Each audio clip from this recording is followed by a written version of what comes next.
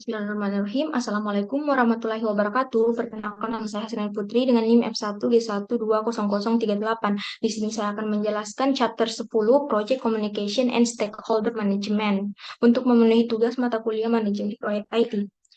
Ancaman terbesar bagi banyak proyek adalah kegagalan untuk berkomunikasi. Budaya kita tidak menggambarkan personal TI sebagai komunikator yang baik. Penelitian menunjukkan bahwa profesional TI harus mampu berkomunikasi secara efektif agar berhasil posisi mereka. Keterampilan verbal dan non-teknis yang kuat merupakan faktor kunci dalam meningkatkan karir profesional TI. Keterampilan non-teknis yang paling penting mencakup pemecahan masalah, kerja tim, dan mendengarkan. Beberapa organisasi akan mempekerjakan individu dengan keterampilan teknis minimal selama mereka menunjukkan keterampilan lunak dan bisnis yang solid. Project Communication Management Proses merencanakan manajemen komunikasi, menentukan kebutuhan informasi dan komunikasi para pemangku kepentingan, mengelola komunikasi, membuat, mendistribusikan, menyimpan, mengambil, dan membuang komunikasi proyek berdasarkan rencana manajemen komunikasi. Yang ketiga, mengontrol komunikasi, pemantauan, dan pengendalian komunikasi proyek untuk memastikan bahwa kebutuhan komunikasi pemangku kepentingan terpenuhi. Kunci untuk komunikasi yang baik, manajemen proyek mengatakan bahwa mereka menghabiskan sebanyak 90% waktu mereka untuk berkomunikasi.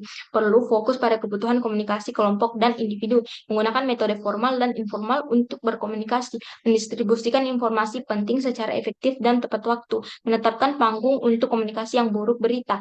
Dan terakhir, menentukan jumlah saluran komunikasi, memahami kebutuhan komunikasi kelompok dan individu. Manusia bukanlah bagian yang dapat dipertukarkan seperti ilustrasi dalam buku Brooks, The Mental Mode.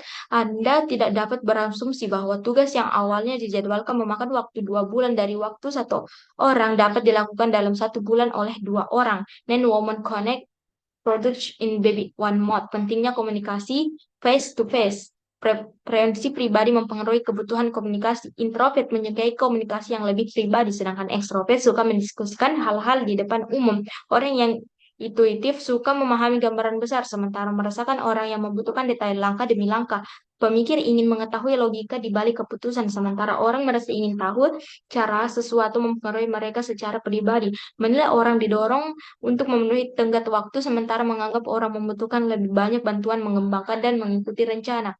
Menyebarkan informasi secara efektif dan tepat waktu. Jangan mengukur informasi penting. Yang kedua, jangan takut untuk melaporkan informasi yang buruk. Yang ketiga, komunikasi lisan melalui pertemuan dan pembicaraan informal membantu menyampaikan informasi penting baik dan buruk ke tempat yang terbuka, mempertimbangkan komunikasi lainnya, mengatur tahap untuk berkomunikasi, yang terakhir menentukan jumlah saluran komunikasi. Planning Communication Management. Setiap proyek harus mencakup beberapa jenis rencana manajemen komunikasi, dokumen yang membantu komunikasi proyek. Yang pertama, rencana manajemen komunikasi bervariasi dengan kebutuhan proyek, tetapi beberapa jenis rencana tertulis harus selalu disiapkan. Untuk proyek kecil, rencana manajemen komunikasi dapat menjadi bagian dari kontrak tim. Yang ketiga, untuk proyek besar itu harus menjadi dokumen yang terpisah. Communication Management Plan konteks. Yang pertama, persyaratan komunikasi pemangku kepentingan. Yang kedua, informasi yang akan dikomunikasikan. Yang ketiga, siapa yang akan menerima informasi dan siapa yang akan memproduksinya. Yang keempat, metode atau teknologi yang disarankan untuk menyampaikan informasi. Yang kelima, frekuensi komunikasi. Yang keenam, prosedur eskalasi untuk menyelesaikan masalah. Yang ketujuh, prosedur revisi untuk memperbarui rencana manajemen komunikasi. Yang kedelapan, daftar istilah umum terminologi.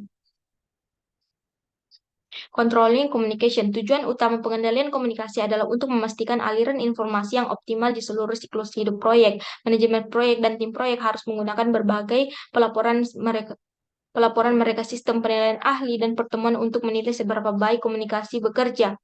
Seringkali bermanfaat untuk memiliki fasilitator dari luar tim proyek menilai seberapa baik komunikasi bekerja. Tujuan manajemen komunikasi proyek adalah untuk memastikan pembuatan, pengumpulan, penyebaran, penyimpanan, dan disposisi informasi proyek secara tepat waktu dan tepat. Proses utamanya meliputi merencanakan manajemen komunikasi, mengelola komunikasi, mengontrol komunikasi. Baik, itu saja penjelasan singkat tentang materi ini. Mohon maaf bila ada salah kata. Wabillahi taufiq wal hidayah. Wassalamualaikum warahmatullahi wabarakatuh.